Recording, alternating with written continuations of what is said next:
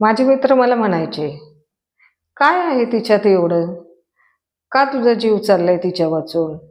इकडं बघ ना, आजूबाजूला किती वेगवेगळी आणि चांगली चांगली माणसं आहेत, प्रेमळ माणसं आहेत, त्याच्यापेक्षा भारी आहेत, लय भारी आहेत.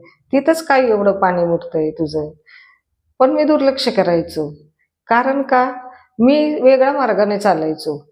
हटके चालायचो. जे विचार इतर करतात ते विचार मी करायचो नाही. माझे विचार वेगळे असायचे, माझी निवड वेगळी असायची आणि माझी आवडही वेगळी असायची. त्यामुळं लहानपणापासूनच मी या वेगळेपणाला धरून होतो आणि सतत स्वतःला वेगळं समजत होतो. त्यामुळं मी माझा मार्ग वेगळा निवडला, वेगळी निवड केली आणि वेगळ्या दिशेने चालू लागलो होतो. परंतु हे वेगळेपण खरंच मला वेगळ्या ठिकाणी घेऊन गेलं आणि हे इतकं वेगळं होतं जे इतरांसारखं नव्हतं आणि मला जाणीव झाली की खरंच जेव्हा व्यक्ती वेगळं काहीतरी निवडते, वेगळा